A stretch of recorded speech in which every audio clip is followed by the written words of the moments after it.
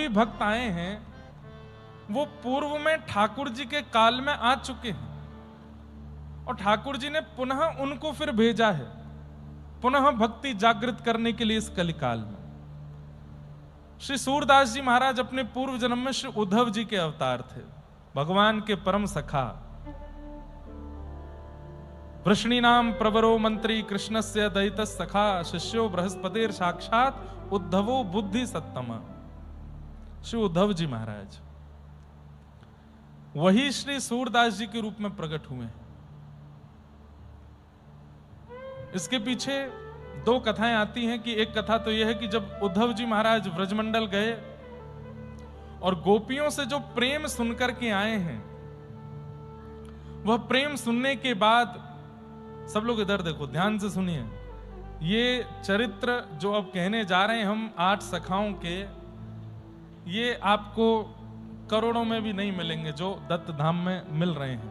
कहने का अभिप्राय ये कि ये बंबई में होंगे तो इतने रस में नहीं होंगे, ये और किसी शहर में होगा इतना रस में नहीं होगा, ये दत्त धाम में होगा तो मुझे निश्चित है कि इसमें कुछ ना कुछ ऐसा जरूर प्राप्त होगा जो भक्ति वर्धक हो। इसलिए ध्यान से सुनिए एक एक शब्द। महाराज जी हम तो सोचते हैं पंचपदी की तरह कथा का भी एक नियम बना दें, जो इधर उधर देख रहा हो उसकी तरफ खड़े हो जाओ, कान पकड़ो थोड़ी देर कान पकड़े खड़े रहो, या फिर व्यास जी के आने के बाद जो कथा में आवे वो कान पकड़ के खड़ा रहे, कम से कम कब तक, जब तक एक श्लोक ना बोल दिया जाए। ये बहुत जल्दी बनाऊंगा महाराज जी नियम में, और ये नियम नासिक का ही नियम रहा। 3 बार कथा कर ली हमने यहाँ पे, कुछ तो लेके जाए यहाँ से, तो ये नियम लेके जाएंगे कि हम 3 की बोल के 4 बजे आए, हमारे लिए नियम नहीं है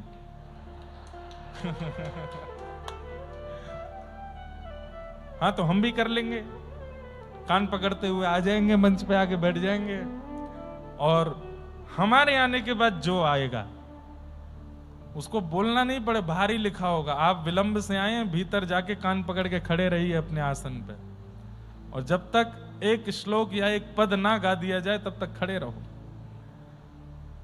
ये नियम होना चाहिए, ध्यानपूर्वक सुनिएगा। उद्धव जी महाराज जब वृंदावन गए तो व्रज गोपिकाओं का जब उन्होंने रस सुना और वह प्रेम जब देखा तो उद्धव जी को एक मीठी ईर्ष्या होने लगी कि मैं ऐसे प्रेम में क्यों नहीं हूं, ये भाव, ये स्थिति, ये रुदन, ये विरह मेरे चित्त में क्यों नहीं हो रहा है। व्रज की गोपियां जो उद्धव को एक भौरे के रूप में देख करके ज्ञान उपदेश कर रही हैं, उन व्रज की गोपी श्री राधा रानी, यशोदा मैया, नंद बाबा, तन सुखा, मन सुखा, धन सुखा, इन सब सखाओं की जो विरह की स्थिति है कृष्ण के वियोग में, लाला चलो गयो है, वाके वियोग को जो इनको भाव है रहो है, वाकु देख करके उद्धव जी कह रहे हैं ऐसा भाव मेरे चित्त में क्यों नहीं है। जैसे हम लोगों की दृष्टि कैसी है, बहुत धनवान व्यक्ति को देख करके लगने लगता हम ऐसे क्यों नहीं, बहुत सुंदर व्यक्ति को देखने लगने लगता है हमारी त्वचा, हमारे नेत्र, हमारी नाक, हमारी हंसी ऐसी क्यों नहीं, बहुत सुंदर गायक गाने वाले को सुनकर के लगने लगता है कि ऐसा कंठ हमारे पास क्यों नहीं है। लेकिन भक्त कैसा होता है, वो दूसरे की भक्ति, दूसरे की स्थिति और विशेष रूप से दूसरे का विरह देख करके उसके चित्त में आता है कि मेरे चित्त में ऐसा विरह क्यों नहीं है, ऐसा भाव क्यों नहीं है। उद्धव जी महाराज आज तक एक अभिमान में रहते थे कि मैं बृहस्पति का शिष्य हूं, मैं भगवान का दैत्य सखा हूं, मैं यदुवंशियों का महामंत्री हूं, बुद्धि में बहुत पारंगत हूं।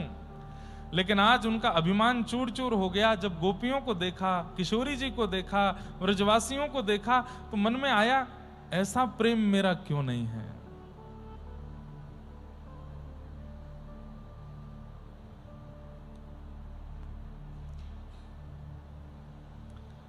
ऊधो मन ना रहे 10-20, हे ऊधो मन ना रहे 10-20, एक हतो सो गयो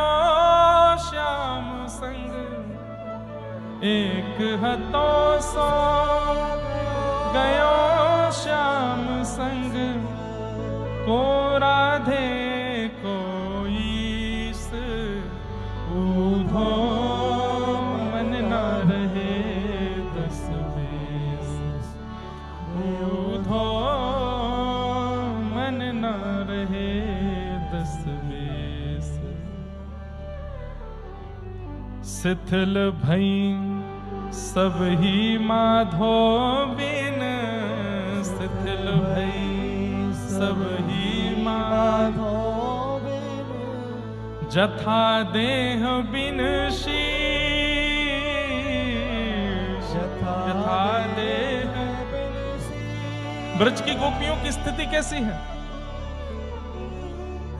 जैसे बिना शर का, बिना सिर के शरीर, ऐसे बिना ठाकुर जी के व्रज की गोपियां हो गई हैं, व्रजवासी हो गए हैं, कोई अस्तित्व नहीं है।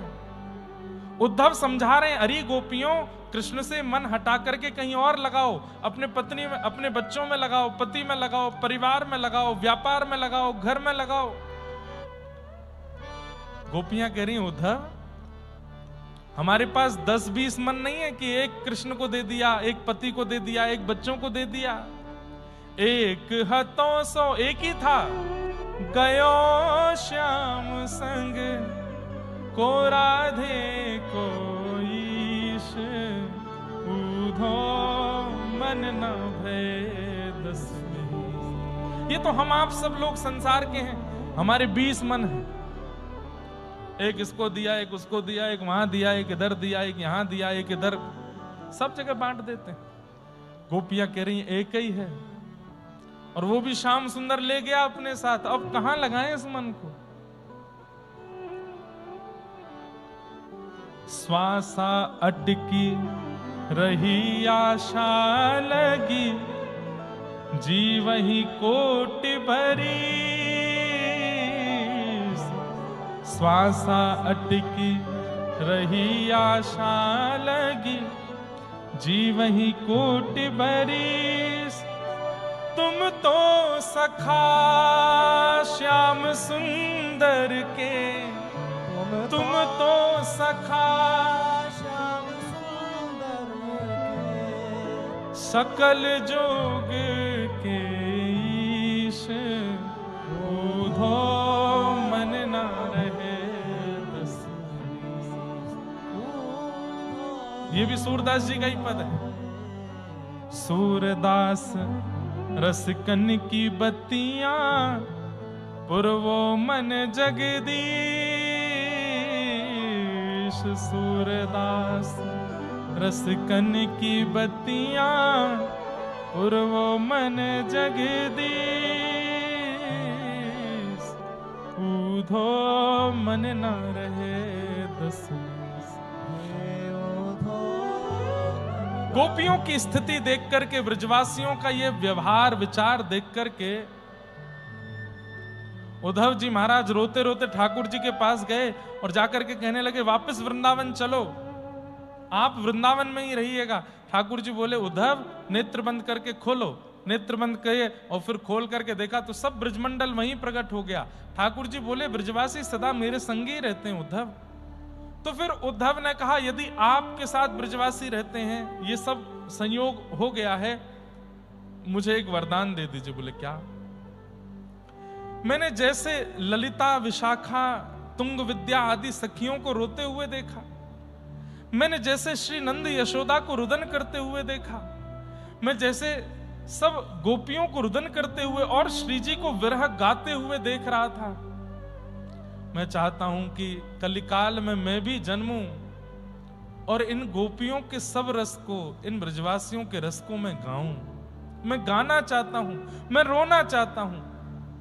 मुझे वरदान दो कि मैं कलिकाल में ऐसा भक्त बन के आऊं जो इन ब्रजवासियों के रस को गा सकूं।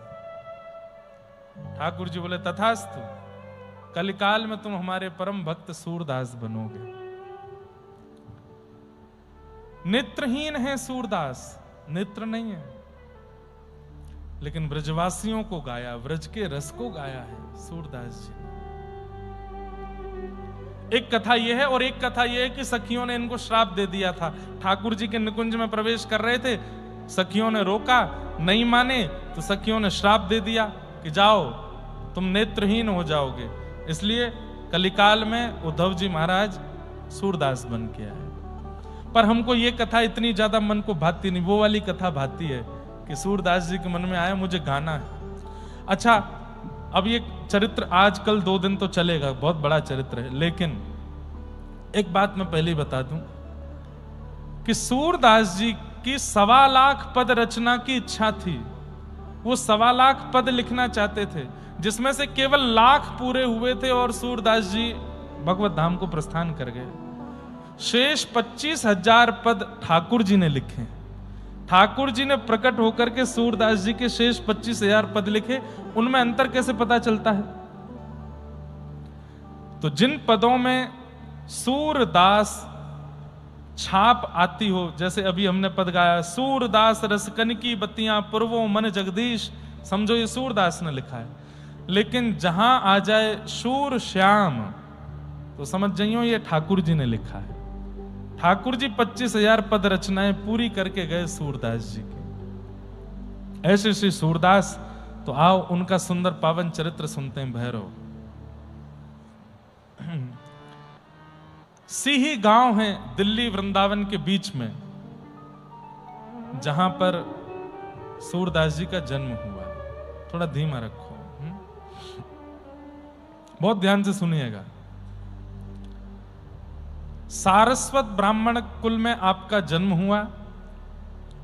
आपके माता पिता जो थे वो बहुत ज्यादा धनवान नहीं थे, धनाढ्य नहीं थे। विशेष रूप से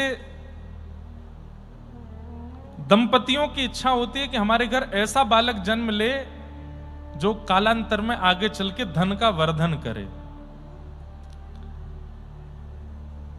अब इनके माता पिता वैसे ही विचार कर रहे थे कि हे नाथ, हम लोगों के यहाँ भोजन पानी की व्यवस्था तो होती नहीं है, पत्नी जो है वो गर्भवती है, कम से कम ऐसी संतान तो हो जो कमा करके सब घर को व्यवस्थित करे।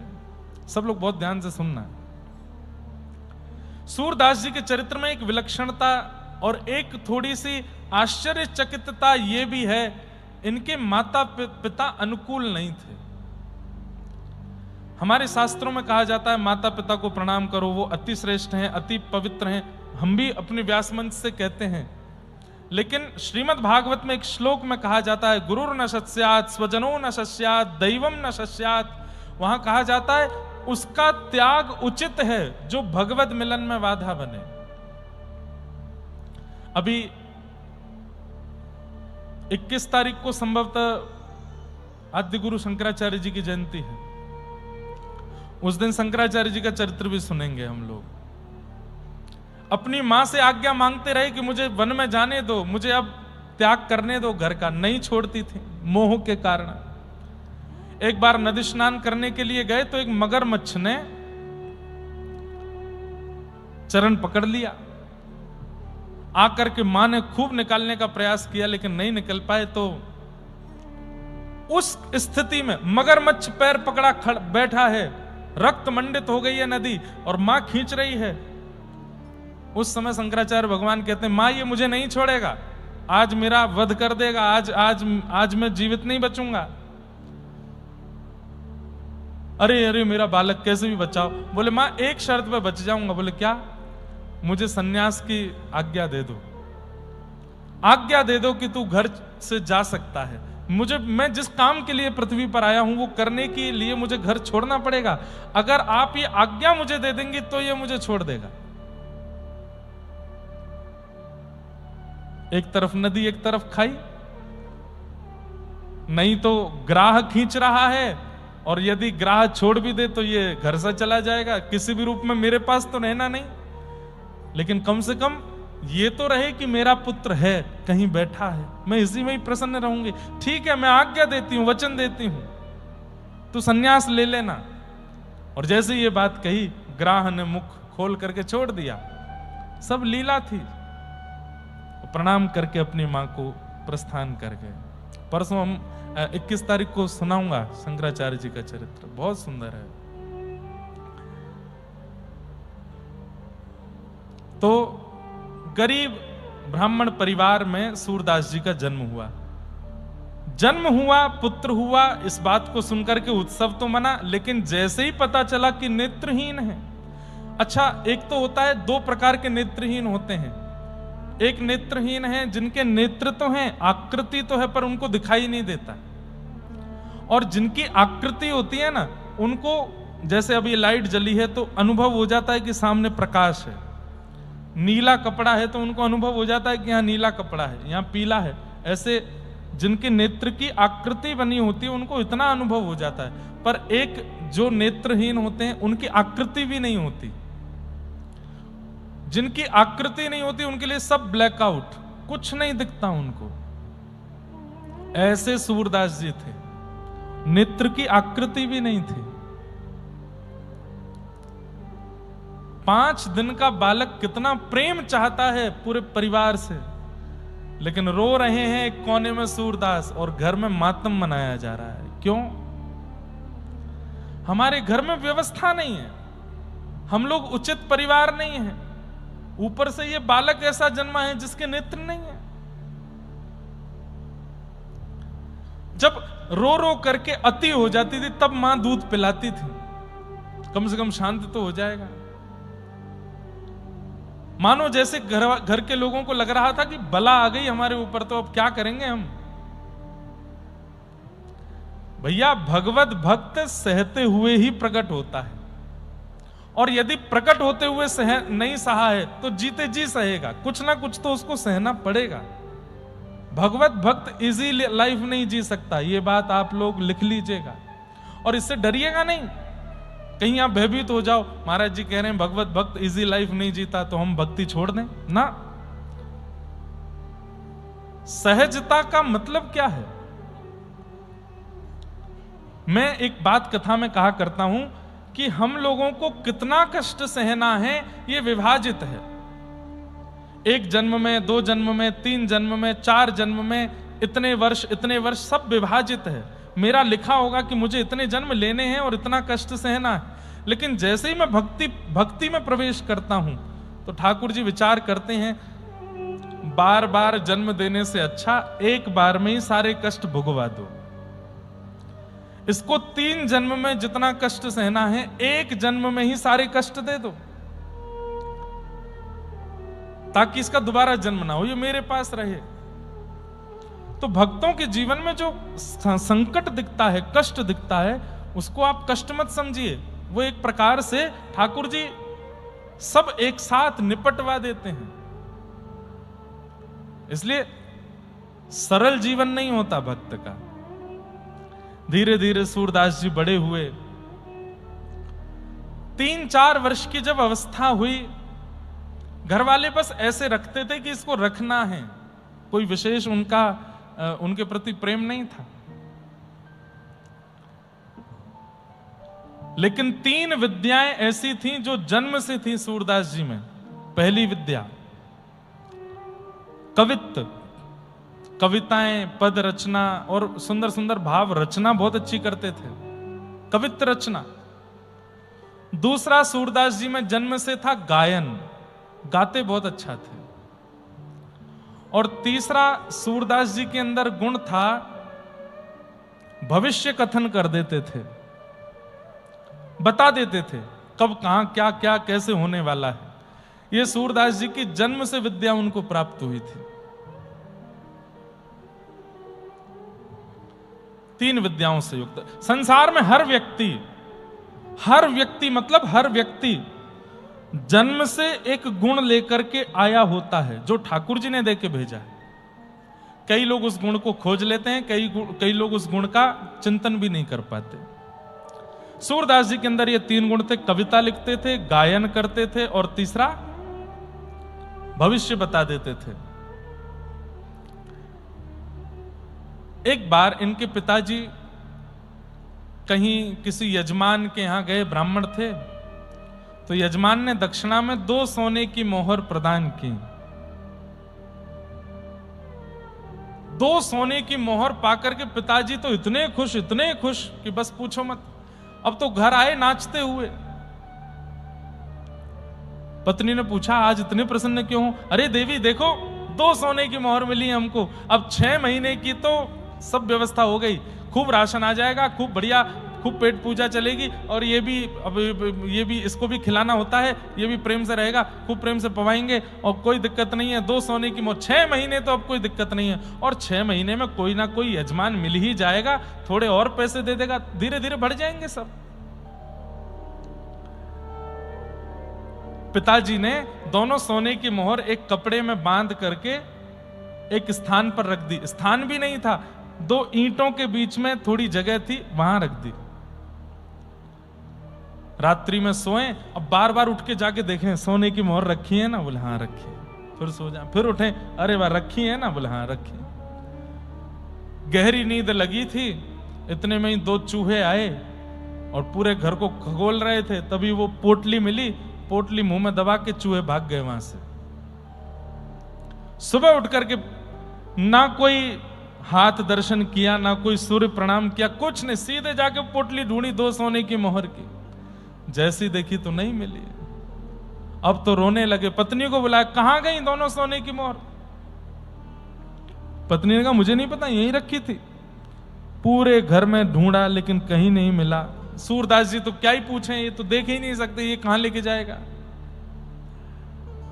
इतना रोवे कि बस परेशान बैठे हैं, सिर पर हाथ धर के सुबह से बैठे, अब क्या होगा हमारा, अब तो सब सर्वनाश हो गया। अरे हमें तो ये लगता है यही मनहूस है, जब से जन्म लिया है तब से हमारे घर की गतिविधि और खराब हो गई। 2 सोने की मोहर कल आई हैं, 24 घंटे नहीं, उससे पहले चली गई। सूरदास जी छोटे से बोल पड़े, पिताजी, मां आप रोते क्यों हो? अरे तुझे कुछ करना थोड़ी पड़ता है, बना बनाया भोजन मिलता है, खाने पीने को सब सामग्री मिल जाती है। पिताजी मैं वो नहीं कहता, मैं बस ये कहना चाहता हूं कि हम कोई धनवान थोड़ी जन्म लेते हैं, जैसा जन्म लिया था वैसे ही रहना है जीवन भर। 2 सोने की मोहर के पीछे आप इतना रुदन क्यों कर रहे हैं? ठाकुर जी से प्रार्थना कीजिए ना, जो मंगल में होगा वो विधान होगा। नहीं माने, फिर भी रो रहे हैं, परेशान बैठे हैं। सुबह से शाम हो गई, अन्न का एक दाना नहीं बना घर में। दोनों माता पिता सिर पर हाथ धर के बैठे। सूरदास जी बोले, सुनिए, मुझे भविष्य देखना आता है और मुझे मंगल देखना आता है, तो मैं बता सकता हूं कि सोने की मोहर कहां है। लेकिन पिताजी,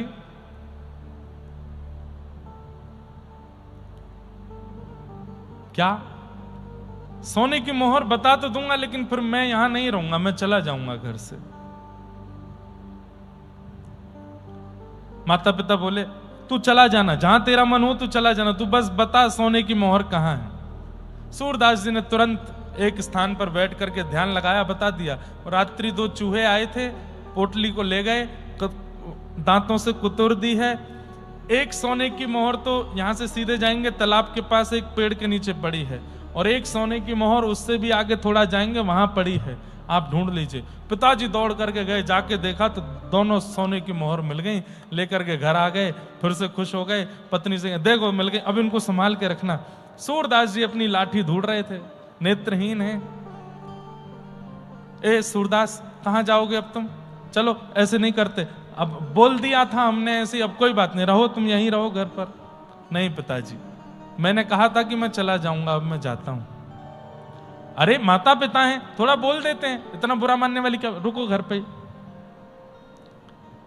सूरदास जी बोले, अच्छा मैं रुक जाऊं? बोले हाँ। लेकिन पिताजी एक बात सुनो। बोले क्या? अगर मैं रुका तो ये सोने की मोहर फिर चली जाएंगी। जैसे ही कहा कि फिर चली जाएंगी, तो माता पिता कुछ बोले नहीं, मौन हो गए दोनों। सूरदास जी ने थोड़ी देर देखा, जब कुछ नहीं बोले, मंद मंद मुस्काते हुए अपनी लाठी लेकर के निकल गए। पिताजी ने आवाज भी नहीं लगाई पीछे से, कुछ खाके तो जाओ। मां ने एक बार भी नहीं कहा कि कुछ वस्त्र तो ले जाओ। और सूरदास जी जा रहे हैं, नेत्रों से अश्रु गिर रहे हैं। और तब जीवन में पहली बार सूरदास जी ने एक पद गाया, सुनेरी मैंने निर्बल के बलराम, सुनेरी मैंने निर्बल के बलराम। अरे सूरदास अपने आप को समझा रहे हैं, तू परेशान क्यों होता है? संसार में कोई अनाथ नहीं है। नाथ तू अनाथ को अनाथ कौन मोसो, मो समान आरत नहीं, आरत हर तो। संसार में कोई अनाथ नहीं होता। जिसने शरीर दिया है, जिसने मन बुद्धि दी है, जिसने हाथ पैर दिए हैं, कान दिए हैं, जीव दी है, बस नेत्र ही तो नहीं दिए। अरे मुझे जन्म दे करके भेजा है, नेत्रहीन बना के भेजा, कोई तो कारण होगा। मैं बेवजह तो नहीं आया हूं संसार में, किसी कारण से तो भेजा होगा। और नहीं है माता पिता तो क्या हो गया? अपने माता पिता को चित्त से प्रणाम, दंडवत प्रणाम करके सूरदास जी निकल गए और बस मन में यही भाव गाते जा रहे हैं, सुनेरी मेरे निर्बल के बलराम। मैंने तो सुना है कि वे निर्बलों के बल हैं, सबको बल देते हैं। सुनेरी मैंने निर्बल के बलराम, सुनेरी मैंने निर्बल के बलराम, सुनेरी मैंने निर्बल के बलराम, सुनेरी मैंने निर्बल के बलराम। जब लग गज बल अपनों बरत्यो, जब लग गज बल अपनों। थोड़ा समझने का प्रयास कीजिएगा। यहां पर गजेंद्र मोक्ष का स्मरण कर रहे हैं सूरदास जी। हाँ, जब लग गज बल अपनों बरत्यो, जग लग गज बल अपनों बरत्यो, नेक सरयो नहीं काम, नेक सरयो नहीं काम। जब गजेंद्र अपना बल लगा रहा था तब मगरमच्छ उसके पैर को तनिक भी नहीं छोड़ रहा था, बिल्कुल नहीं निकाल पा रहा था। 10 दिनों तक खड़ा रहा सरोवर के अंदर, लेकिन वो गज अपनी रक्षा नहीं कर पाया। लेकिन जैसे ही निर्बल है बलराम पुकारो, निर्बल है बलराम, हे निर्बल है बलराम पुकारो, निर्बल है बलराम। तब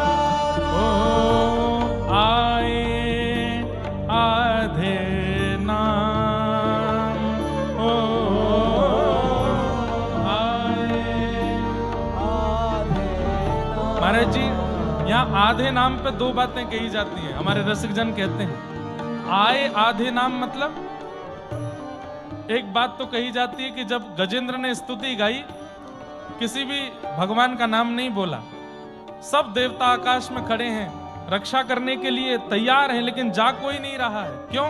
किसी का नाम नहीं बोला। तब ठाकुर जी ने गरुण जी को बुलाया और गरुण पर बैठ करके गजेंद्र की रक्षा करने के लिए जाने लगे तो लक्ष्मी ने पूछा कहां जा रहे हैं? तो हमारे यहां कहते हैं हा कहे वैकुंठ में, कहते थे कि हाथी की रक्षा करने जा रहा हूं, तो हा कहे वैकुंठ में, और था बोलते बोलते तो पहुंच गए ठाकुर जी उसके पास। आए आधे नाम, हाथी मतलब हाथी बोलने में एक क्षण लगता है, इतने हाँ बोले वैकुंठ में, था बोलते बोलते तो पहुंच गए उसके पास। आए आधे नाम, और इसमें दूसरा अर्थ बताया जाता है, नारायण खिलगुरो भगवन नमस्ते। गजेंद्र मोक्ष में अंत में गजेंद्र कहता, हे नारायण अखिल गुरु ब्रह्मांड नायक मेरी रक्षा करो। तो कहते हैं कि जैसे ही गजेंद्र ने कहा ना, वो नारायण पूरा नहीं बोल पाया है, रायण बोलना चाहता था, तब ना बोलते बोलते तो ठाकुर जी आ गए उसके पास। वही बात सोच करके श्री सूरदास जी मन में बड़े प्रसन्न हो रहे हैं।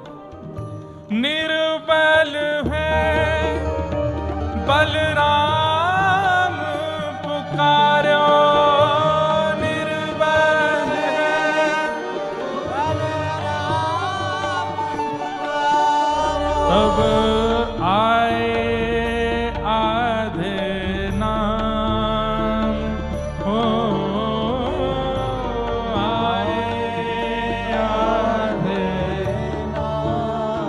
सुनेरी मैंने निर्बल के बलराम, सुनेरी मैंने निर्बल के बलराम। तीसरी बात कह रहे हैं, द्रुपद सुता निर्बल भईता दिन, द्रुपद सुता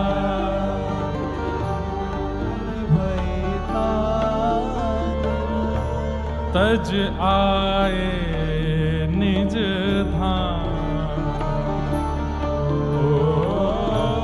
तज आए निज धाम। हे दुशासन की भुजा थकित भई, दुशासन की हे दुशासन की भुजा थकित भई, दुशासन की भुजा थकित भई, तब बसन रूप भय श्याम,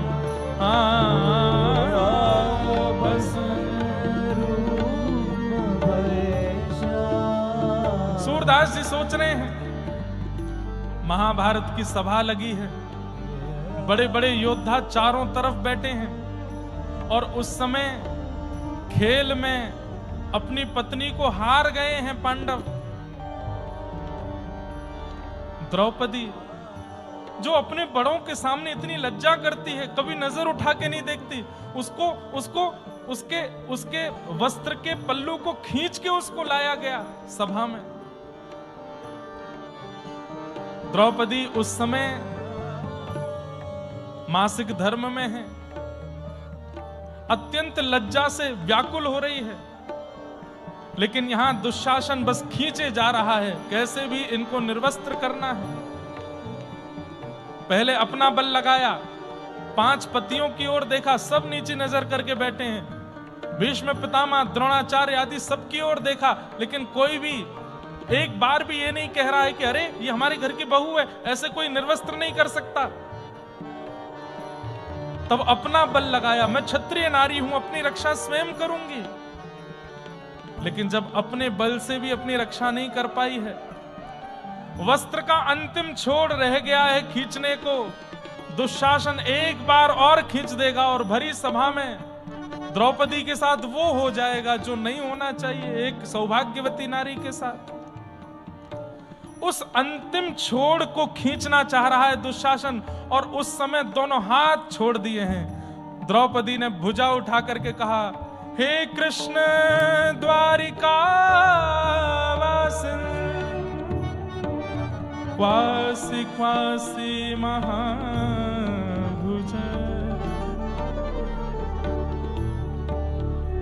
हे कृष्ण कहां हो आप? ये कौरव आपकी बहन को निर्वस्त्र कर रहे हैं, आपको नहीं दिख रहा? कौरवम प्रतिभूतम वा किम न पश्यसि केशव, क्या आपको दिखाई नहीं दे रहा है कि मेरे यहां वस्त्र हरण हो रहे हैं? अरे कल को कोई कहेगा कि भरी सभा में कौन निर्वस्त्र हुआ? द्रुपद सुता कहेंगे तो बुरा नहीं लगेगा, द्रुपद की बेटी निर्वस्त्र हुई बुरा नहीं लगेगा। पांडवों की पत्नी निर्वस्त्र हुई सुनने में बुरा नहीं लगेगा। लेकिन गलती से अगर किसी ने कह दिया कि कृष्ण की बहन निर्वस्त्र हुई, लाखों करोड़ों भक्तों का विश्वास उठ जाएगा नाथ आपके ऊपर से। दोनों भुजा उठा करके जब कृष्ण कृष्ण कृष्ण द्वारिकावासिन क्वासी क्वासी कहां हो नाथ मेरी रक्षा करो। उसी समय बैठे हैं द्वारिकाधीश अपनी द्वारिकापुरी में और ये सब क्रिया चल रही है इंद्रप्रस्थ में। एक क्षण के लिए ठाकुर जी स्तब्ध हो गए और उसी समय अंतर ध्यान होकर के पहुंच गए हैं। और उस भरी सभा में जैसे ही जाकर के देखा, बस अंतिम छोड़ खींच ही रहा है, निर्वस्त्र होने वाली है द्रुपद सुता। उसी समय वस्त्र रूप धारण करके ठाकुर जी प्रकट हो गए। खींचत खींचत खींचत दो भुज हारे, खींचते खींचते दुशासन की दोनों भुजाएं हार गईं। वशन रूप भय साम, वस्त्र बन करके आ गए। द्रुपद सुता को वहां पर निर्लज्जता का अनुभव नहीं करने दिया श्याम सुंदर ने। कितने कृपालु हैं, कितने दयालु हैं। आज सूरदास जी कह रहे हैं मेरे माता पिता ने मुझे छोड़ दिया। द्रुपद सुता निर्बल भयता दिन, द्रुपद सुता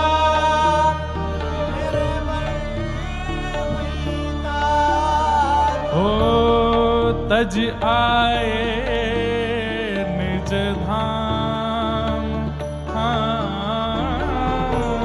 तज आए निज धाम। सुमेरी मैंने निर्बल के बलराम, सुमेरी मैंने निर्बल के बलराम, सुनेरी मैंने निर्बल के बलराम, सुनेरी मैंने निर्बल के। और अंतिम पंक्ति में सूरदास जी कहते हैं अप बल तप बल और बाहु बल, अप बल तप बल और बाहु बल, चौथो है बलराम।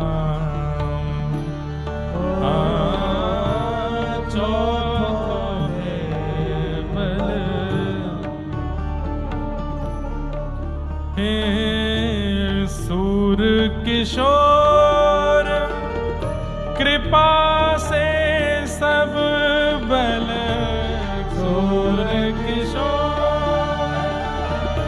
कृपा से सब बल, सूर किशोर कृपा से सब बल, सूर किशोर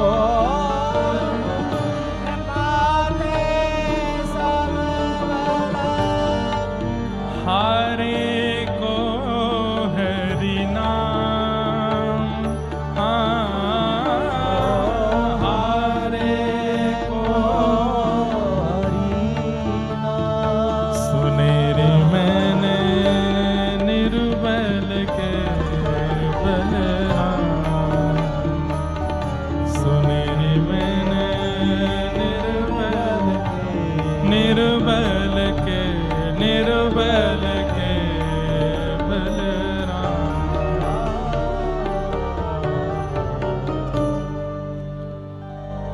सूर किशोर कृपाते सब बल, हारे को हरि नाम।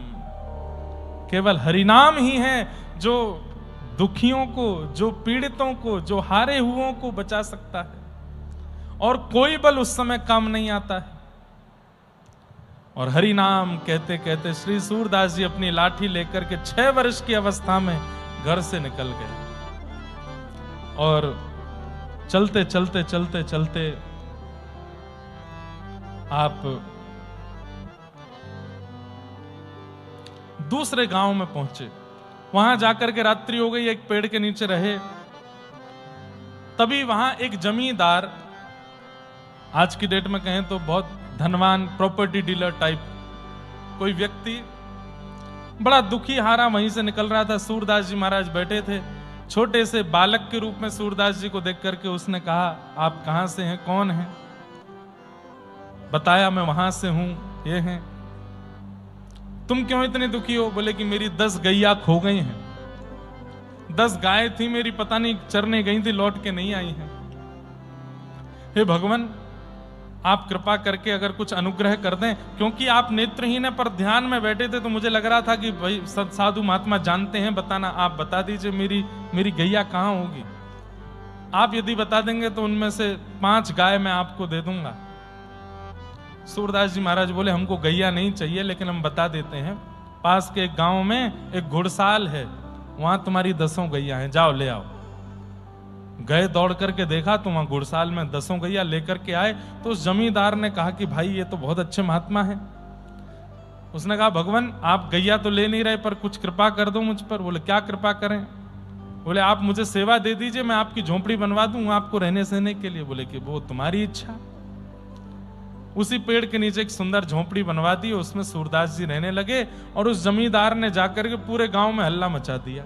बोले, क्या? बोले, वो भविष्य बताते हैं वो तो। अब तो सूरदास जी के पास अगले दिन 5 लोग आ गए, उसके अगले दिन 1, 2, 10-20 लोग आ गए, फिर 50-60 लोग आ गए। अब तो भीड़ इतनी, आगे पीछे लोग घेरे बैठे रहते हैं। कोई कहे मेरी बेटी का ब्याह कब होगा, कोई कहे मेरा ये काम कब होगा, मेरी गैया दूध नहीं दे रही, कब से देना शुरू करेगी, कृपा करके बता दो। सूरदास जी सबको बता मैं। कोई आगे पूछता, भैया उम्र 40 साल हो गई, ब्याह नहीं हो रहा है, कुछ बता दो। सूरदास जी कहे, तुम ऐसे ही मरोगे ब्याह नहीं होगा तुम्हारा। अरे थोड़ा देख लीजिए, पास के गांव से एक समाचार आया तो है, वो राजी तो हो गई है। बोले कि वो राजी तुम्हारे लिए नहीं हुई है, तुम्हारी संपत्ति के लिए हुई है। सब बता देते स्पष्ट।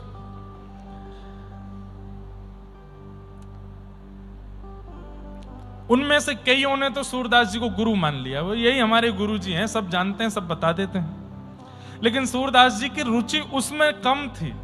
वो एक समय पर बैठ के जब सत्संग करते थे, उसमें उनको बड़ा आनंद आता था। और सूरदास जी अपनी प्रारंभिक समय में दीनता के पद ज्यादा गाते थे। ठाकुर जी परब्रह्म में हम सब दीन हैं, हम सब सेवक हैं, हम सब उनके दास हैं, ऐसे पद उन्होंने ज्यादा गाए। लेकिन 18 वर्ष की अवस्था हो गई।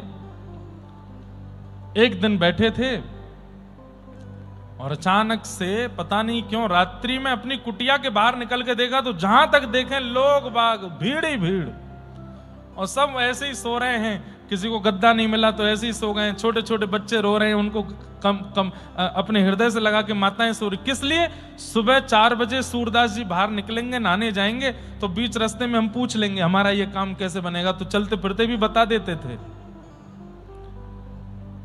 सूरदास जी बोले, इनमें से एक भी भक्ति युक्त होने के लिए, ज्ञान युक्त होने के लिए नहीं आया है, सब चमत्कार के पीछे आए हैं। तो सूरदास जी बोले, सुबह होने दो। सुबह हुई, जैसे ही ब्रह्म मुहूर्त हुआ, सूरदास जी कुटिया के बाहर आके बैठे। हजारों लाखों लोग चारों ओर, सब जय जयकार कर लें, सूरदास जी की जय हो, सूरदास जी की जय हो। पहले उनको सूरदास ने सूर स्वामी कहा जाता, सूर स्वामी की जय हो। सूरदास जी बोले, सब लोग शांति रखो, हम एक घोषणा करने वाले हैं, सब लोग ध्यान से सुनना। क्या घोषणा करेंगे? सब बिल्कुल सुई गिर जाए तो आवाज आ जाए, इतनी शांति में सुनने। सूरदास जी बोले, आज के बाद हम भविष्य कथन नहीं करेंगे। हमको कल रात्रि में कुछ आज्ञा हुई भगवान की, और हम आज के बाद किसी को कुछ नहीं बताएंगे। भविष्य बताना आज से बंद। सब एक दूसरे, तो फिर क्या करोगे? बोले, यहां बैठ के भजन करेंगे और शाम को 1 घंटा प्रवचन करेंगे, जिसको आना है आओ। 10 लोग भी नहीं रहे, सब चले गए। जितने थे सब वहां से लौट के चले गए। 10 वो लोग रुक गए जिनको सूरदास जी के प्रवचन में आस्था थी, और लाखों लोग वो चले गए जो केवल चमत्कार के लिए रुके हुए थे। सूरदास जी प्रसन्न हो गए, बोले बस जितना कम सामान रहेगा उतना सफर आसान रहेगा। बढ़िया है, जीवन के इस सफर में जितनी कम बोझ लेकर के चलेंगे बढ़िया। ये क्या चमत्कार का हमने अपने ऊपर ले रखा था, छोड़ छाड़ दिया, सब नहीं बताएंगे। अब 10 ही लोग रह गए। सूरदास जी बोले ये है संसार की वास्तविकता। आप काम के हो तो आपके पीछे सब हैं, और आप किसी काम के नहीं हो तो कोई नहीं है। 10 लोग बचे। सूरदास जी बोले भैया तुमको चमत्कार से किंचित भी अगर लोभ हो तो पहले ही बता दो। बोले कुछ नहीं है महाराज। बोले तो चलो हमारे साथ, और निकल पड़े महाराज। चलते चलते पहुंच गए श्री गौ घाट, यमुना जी के तट पर, मथुरा व्रजमंडल में आ गए। वहां रहकर के अब सूरदास जी केवल पद गाते हैं और भगवान का सत्संग करते हैं। 10-15 साल ऐसे ही निकल गए। अब एक बहुत ध्यान से सुनने वाली बातें हैं। बहुत छोटे छोटे प्रसंग में बहुत कुछ अनुभूतियां होती।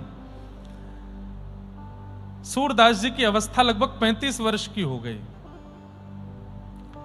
लेकिन आज सूरदास जी के मन में आया कि मेरे अंदर भक्ति तो आ गई, मेरे अंदर भजन तो आ गया, ज्ञान तो आ गया, प्रेम नहीं आया। मैंने सुना है कि यहां बैठ करके लोग कथा सुनते हैं, प्रवचन सुनते हैं, नेत्र सजल हो जाते हैं, उनके नेत्रों से अश्रु गिरने लगता है। मेरी ये अवस्था तो अभी तक नहीं बनी। क्यों नहीं बनी? गुरु नहीं आए मेरे जीवन में, मेरे जीवन में गुरु नहीं आए। एक बात कहें बंधुओं, बहुत कम अवस्था में गुरु मिल जाएं ऐसी भावना मत रखिए। प्रारंभिक भजन केवल इसलिए कीजिए कि मुझे गुरु मिल जाएं, और गुरु मिलने के बाद जो भजन होगा वो ठाकुर जी की प्राप्ति के लिए होगा। प्रारंभिक भजन तो गुरु प्राप्ति के लिए हो। अभी जो भजन चल रहा है वो किस लिए हो कि मुझे मेरे जीवन के गुरु मिलें। पहले भजन से गुरु मिलें, गुरु मिलने के बाद गोविंद मिलें। 35 वर्ष बाद आज सूरदास जी विचलित हो गए और मन में सोचने लगे मेरे गुरु नहीं है। मेरे गुरु कौन है? मेरे आचार्य कौन होंगे? मेरे नाथ कौन है? मेरे स्वामी कौन है? यमुना जी से प्रार्थना करने लगे, व्रज से प्रार्थना करने लगे, रजरानी से प्रार्थना करने लगे, मेरे जीवन के सदगुरु भेजिए मेरे पास। और बस अब तो यही व्याकुलता है कि गुरु मिलें, गुरु मिलें, गुरु मिलें। सुन ली उनकी पुकार। श्रीमद् वल्लभाचार्य महाप्रभु भारत भ्रमण करते हुए जैसे ही व्रजमंडल आए, पूरे व्रज में जय जयकार चल रही थी। हजारों लोग उनके आगे पीछे जय जयकार करते हुए चलते थे। श्री कृष्ण शरणम मम की गूंज हो रही थी। पास के गौ घाट के ऊपर श्री वल्लभाचार्य महाप्रभु आए। हल्ला हल्ला सुन करके श्री सूरदास जी महाराज ने कहा भैया इतना शोरगुल है, बाहर इतने सारे लोग, ये किस लिए हैं? बोले अरे श्रीमन महाप्रभु श्री वल्लभाचार्य महाप्रभु पधारे हैं, उनके शिष्य आदि आए। बस वल्लभाचार्य नाम सुनते ही मानो जैसे परम शांति का अनुभव होने लगा। सूरदास जी को ऐसे लगने लगा जैसे अत्यंत प्यासे को जल पिला दिया गया हो। मन में इच्छा हुई, अभी ये इच्छा नहीं हुई कि यही मेरे गुरु हैं, मन में केवल इच्छा हुई कि इनका इतना नाम मैंने सुना है, इतना इनका यश है, और सबसे बड़ी बात वो केवल भक्ति पर प्रवचन करते हैं और उनकी कथा सुन के, प्रवचन सुन के लोग भक्त बन जाते हैं। भैया कोई हमें दर्शन करा लाओ। गांव के लोग बोले, सब लोग इधर देखो, ध्यान से सुनो। हाँ लाली क्या चाहिए? कहां को आ रही हो भगवती? जय हो जय हो। अनसुईया मैया हैं, दत्त प्रभु ने भेजी, जाओ मैया आप ही वंदन कर आओ व्यासपीठ को। क्या बता रहा था मैं? कहां चल रही थी कथा? अच्छा हम बोले जा रहे हैं, आपको समझ तो आ रही है ना? सबको हिंदी समझ आती है ना? यहाँ पे 2 बार कथा कर चुके हैं हम पहले भी, हमको पता है। लेकिन फिर भी कई लोग ऐसे हैं जो मराठी ही बोलते हैं या संस्कृत ही बोलते हैं। सबको हिंदी समझ आ रही? हाथ ऊपर करके एक बार बता दो। हाँ ठीक है, ठीक, बस मास कथा में हम रोज परीक्षा लेते थे, रोज लोग लिख लिख करके लाते थे 24 गुरुओं के ऊपर। इस बार भी महाराज जी से आज्ञा लेके कुछ परीक्षा जैसी करते हैं, और पूछने पर जो उत्तर नहीं देगा उसको कान पकड़ के खड़ा होना पड़ेगा थोड़ी देर, ठीक है? कथा में प्रारंभ के 10 मिनट केवल प्रश्नोत्तर करेंगे, ठीक है? और रैंडमली ऐसे उठा के, हाँ भाई तुम उठो बताओ, ध्यान से सुनना कल कहीं आपका नंबर नहीं आ जाए। भाई कभी कभी ऐसे ही सुनानी पड़ती है कथाएं ताकि भक्ति चित्त में आवे। ध्यान से सुनो। तो सूरदास जी महाराज किसी से बोले, भैया वल्लभाचार्य जी आए, गौ घाट पे बैठे, हमें दर्शन करा लाओ। तो गांव का कोई व्यक्ति बोला, अरे आपको दिखता तो है नहीं, लाठी पकड़ के चलते हो, इतनी भीड़ भाड़ है वहां पर। और वैसे भी सूरदास जी बुरा मत मानियो, ब्रजभाषी तो ब्रजभाषा ऐसे ही बोल देते हैं, ब्रजवासी लोग ऐसे ही बोल देते हैं। बोले आपको दिखाई तो देवे ना है, कहा देखोगे वल्लभाचार्य जी में, आंखन के आगे कछु दिखे तो है ना है। जैसी स्थिति यहाँ कुटिया में वैसी माए व्यवहारी है, दिखना तो कछु है ना, यहीं बैठे रहो। तो सूरदास जी के नेत्र सजल हो गए, अरे पागल, मैं उनको नहीं देख पाऊंगा पर वो तो मुझे देख लेंगे ना, वो तो मुझे देख लेंगे, उनकी दृष्टि तो एक बार मुझ पे पड़ जाएगी। और उनकी दृष्टि पड़ गई, गुरु दृष्टि पड़ गई, यही तो हम चाहिए। चल ले चल मोकू। और सूरदास जी लिए लाठी हाथ में चले गए वल्लभाचार्य महाप्रभु का दर्शन करने। बंधुओं, वल्लभाचार्य जी कौन है? भगवान के मुख के अवतार हैं। श्री ठाकुर जी के मुख की इच्छा हुई कि मेरा इतना वर्णन सबने किया, मैं भी तो इसको देखूं ये कैसा है। तब भगवान का मुख ही श्रीमद् वल्लभाचार्य जी के रूप में प्रकट हुआ। सोचिए, भगवान के अंग प्रत्यंगों को भी इच्छा हो जाती है कि हम भी तो अपना अनुभव करें। कितना सुंदर है भगवान का मुख। वही श्रीमद् वल्लभाचार्य जी के रूप में प्रकट हुए।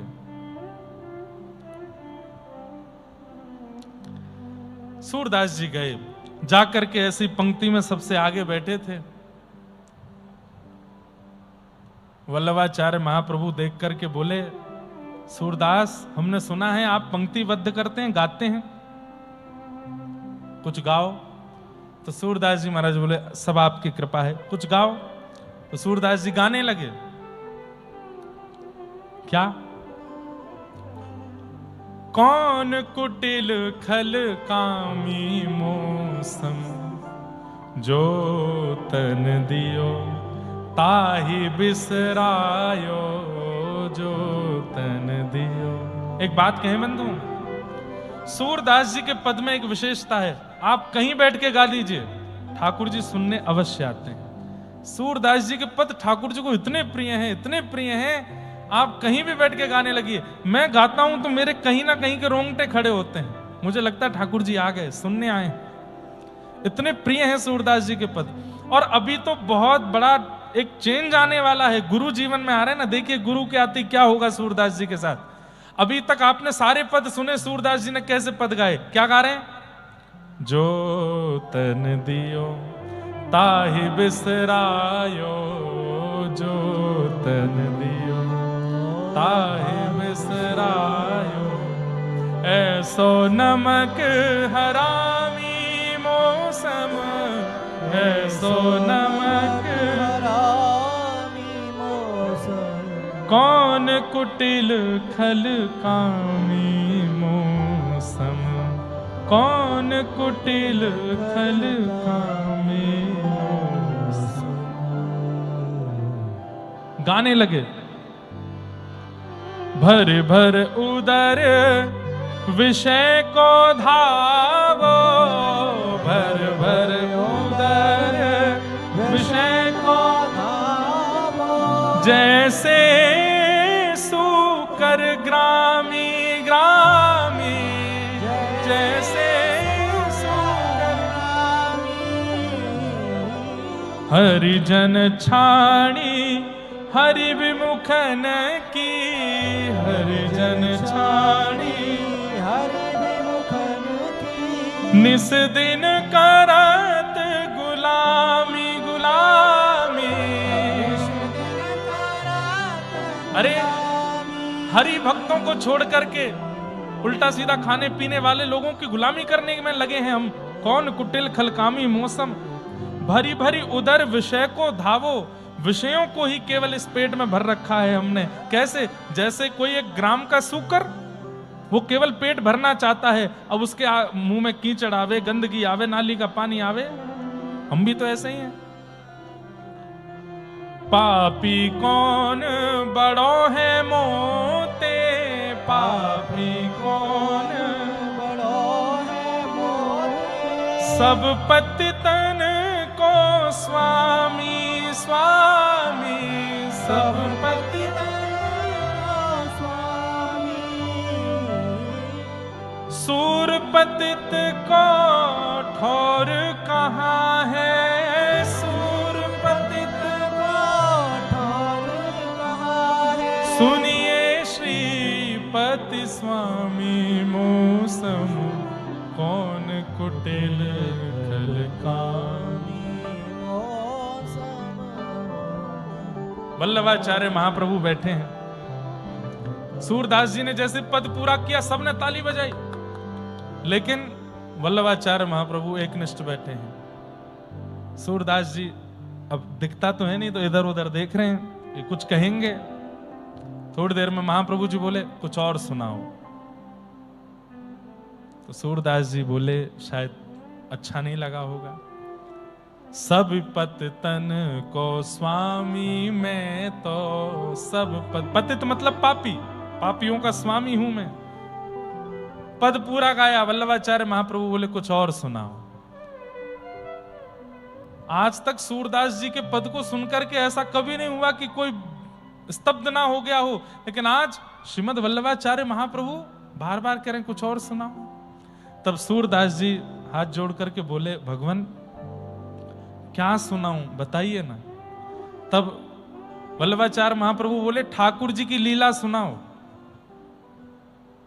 तो सूरदास जी बोले, भगवान जो अनुभव हुआ आज तक वो गाया, जिसका अनुभव नहीं हुआ वो कैसे गाऊं। मुझे अनुभव नहीं हुआ ठाकुर जी की लीला का, मैं नहीं जानता उनकी लीला कैसी है। आप सामने बैठे हैं, कृपा कर दीजिए। जाओ यमुना स्नान करके आओ, अभी जाओ। सूरदास जी महाराज तुरंत उठे, गए यमुना जी में गोते लगाए, गीले वस्त्रों में ही आए हैं। वल्लभाचार्य महाप्रभु ने बैठा है, बोले बैठो, कान पास में लाओ। कान पढ़ करके महाराज गुरु मंत्र दे दिया, गले में कंठी माला पहना दी और कहा, अब सामने बैठ के गाओ। सूरदास जी उठ करके सामने गए, और इतना ही नहीं, सामने बैठे तब जब गुरु दीक्षा दी तो गुरु मंत्र दिया, गले में कंठी माला पहनाई, और फिर किसी सेवक से कहा, भागवत जी लेके आओ। श्रीमद् भागवत जी का प्रथम नहीं, द्वितीय नहीं, तृतीय, चतुर्थ, पंचम, षष्ठम, सप्तम, अष्टम, नवम सारे स्कंद निकाल दिए। दसम स्कंद खोला, जहां पर ठाकुर जी का जन्मोत्सव होता है। सीधे कहना प्रारंभ किया, नंदस्त्वात्मजोत्पन्ने जाता ह्लादो महामना, आहूय विप्रान वेद ज्ञान स्नातः सुचिरलंकृतः। कथा नहीं सुनाई, केवल दसम स्कंद में क्या है इंडेक्स पढ़ के बताया। ये है, ये है, ये है, ये है, ये है। 10-15 श्लोक दसम स्कंद के सुना दिए। सूरदास जी के नेत्रों से अश्रु गिरने लगे। सूरदास, सब जनता बैठी है, बोला हाँ क्या अनुभव हो रहा है। सूरदास जी का रोम रोम कंपित होने लगा। बोले नंद भवन है सामने, साक्षात नंद बाबा खड़े हैं, श्री यशोदा मैया खड़ी हैं, और घुटने पर चलते हुए नन्हे से मदन मोहन मेरी ओर दौड़े हुए आ रहे हैं नाथ। बोले बस अब शुरू हो जाओ, अब लीला गानी है, अब और कुछ नहीं गाना है, केवल ठाकुर जी की लीला गाओ।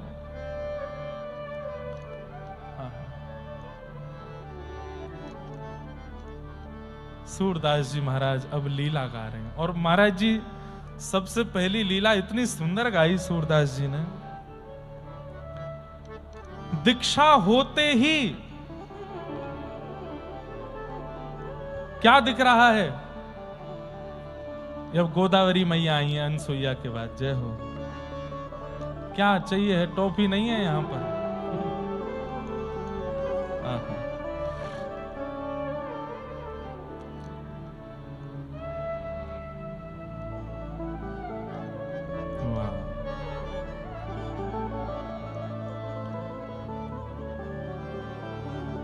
वल्लभाचार्य महाप्रभु बोले क्या दिख रहा है सूरदास बताओ।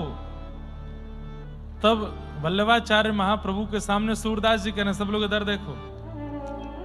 बोले भगवान नंद भवन है और श्री नंद भवन में यशोदा मैया लाला से चर्चा कर रही हैं और लाला यशोदा मैया ते कह रहा मैया तू मेरो जल्दी ब्याह कराए दे। यशोदा मैया कह रहे हैं लाला ब्याह के काजे छोरी चाहिए होवे, कहां ते लेके आऊं छोरी, कहां ते लेके आऊं तेरे काजे दुल्हन। आहा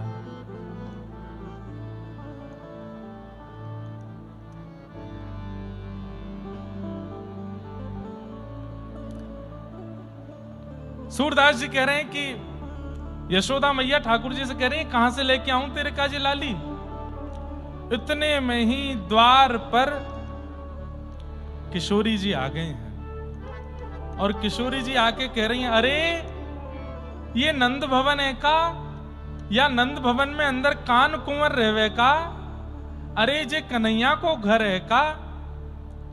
यशोदा मैया ने जैसी आवाज सुनी, अरे ये नंद भवन के द्वार थे, ये इतनी प्यारी सी भाषा में इतनी सुमधुर वाणी में कौन बोल रहा है।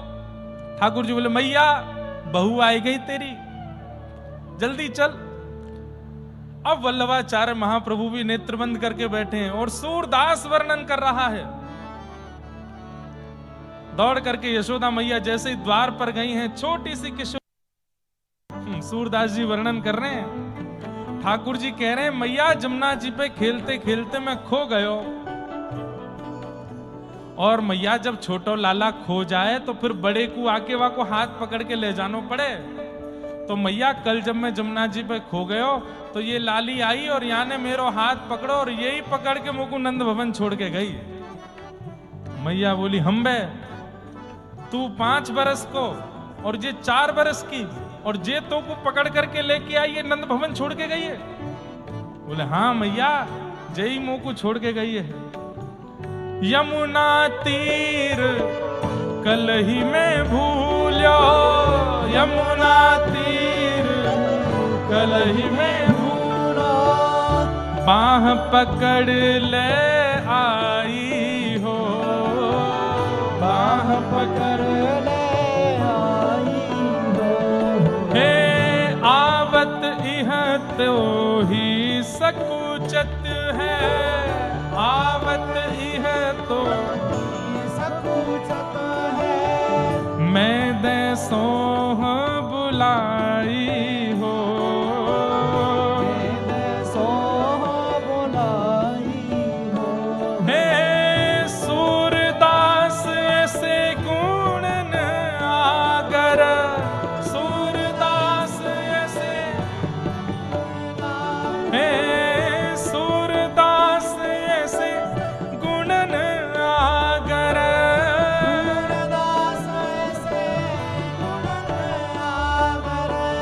नागरी बहुत रिझाई हो, नागरी बहुत रिझाई हो। हे खेलन के मिस कुंवरी राधिका नंद भवन को आए हो, खेलन के मिस कुंवरी राधिका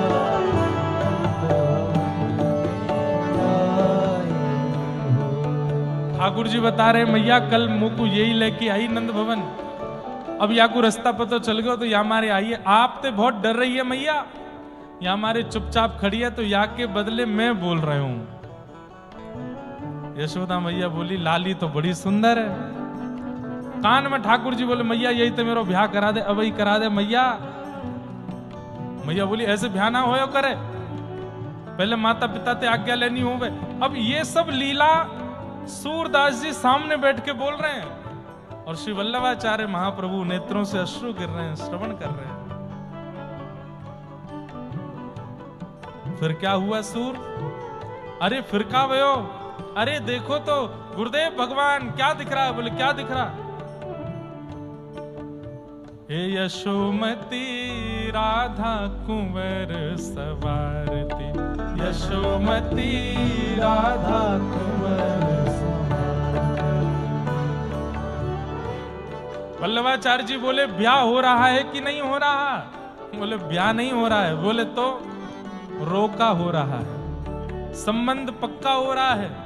किशोरी जी को गोद में बैठा करके श्री यशोदा मैया उनका श्रृंगार कर रही हैं, हाथों में चूड़ी पहना रही हैं, पैरों में महावर। हमारे उत्तर भारत में जब लड़का के लिए वधू फाइनल कर देते हैं तो उसका रोका करते हैं, और दुल्हन जैसा ही श्रृंगार करते हैं उसका, दुल्हन जैसा श्रृंगार, मांग में सिंदूर, सारे आभूषण पहनाते हैं और बिल्कुल दुल्हन जैसा श्रृंगार करके अपने पुत्र के बगल में बैठा देते हैं और फिर दोनों का संबंध पक्का कर दिया जाता है। तो ऐसे ही श्री यशोदा मैया ने मांग पारी बेनीजू सवारती, गूथन सुंदर भांति, गौर भाल बिंदु बदन मनु, इंदु प्रात रचि कांति, सारी चीर नई फरिया ले अपने हाथ बनाई, आंचल सो मुख पोंछ अंग सब आप ही ले पहराई, तिल चावर बतासे मेवा दिए कुंवरी की गोद, सूरदास राधा तनु चितवत, जशुमति मन तन मोद। किशोरी जी की गोद भराई कर दी और खूब सारी सामग्री देकर के और पक्की कर दी है। श्री यशोदा जी ने संबंध पक्का कर दिया है। और ये भाव सुनकर के आहा, सब ब्रजवासी आनंदित हो रहे हैं। सुनने वाले जितने भी वैष्णव वहां बैठे हैं सब सूरदास जी की जय जयकार कर रहे हैं। ये तो पहली बार ऐसा अनुभव हुआ कि दीक्षा प्राप्त होते ही, आज तक जिस कथा को नहीं सुना, आज तक जिस लीला का अनुभव नहीं किया, उस लीला का अनुभव श्री सूरदास जी महाराज को वहीं बैठे बैठे होने लगा है। बोलो सद्गुरुदेव भगवान की, श्री सूरदास जी महाराज की, श्री वल्लभाचार्य महाप्रभु की।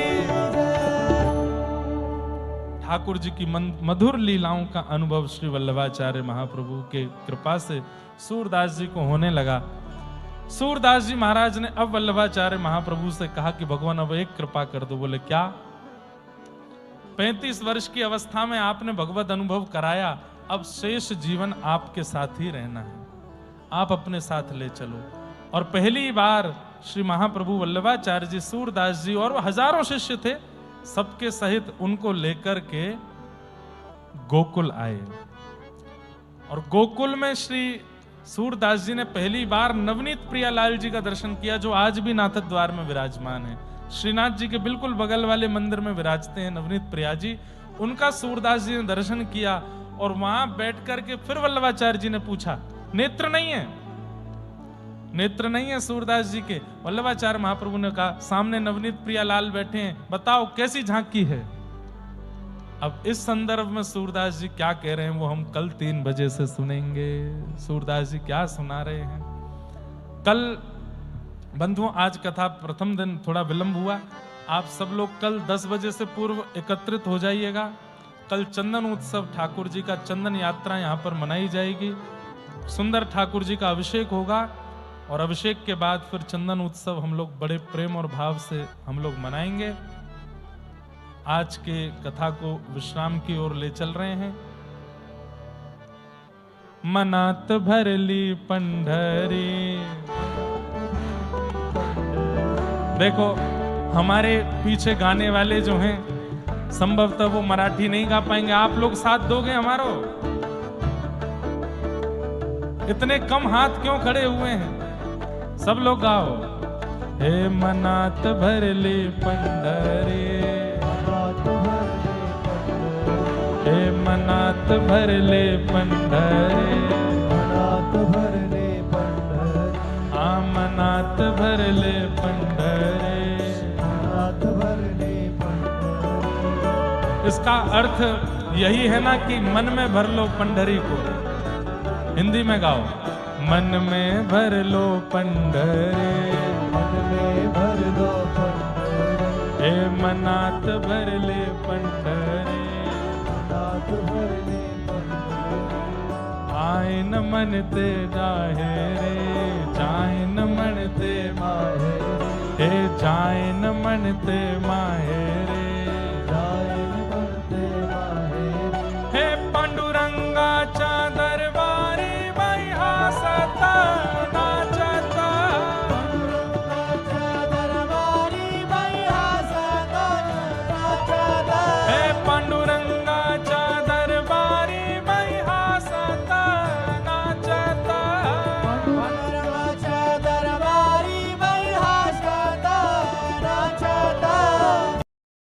मनात भरली पंढरी, मनात भरली पंढरी, जाईन म्हणते माहेरे. हे पांडुरंगाच्या दरबारी बाई हसत नाचत, पांडुरंगाच्या दरबारी बाई हसत नाचत, हे पांडुरंगाच्या दरबारी बाई हसत नाचत. पांडुरंगाच्या दरबारी बाई हसत पंढरीनाथ की.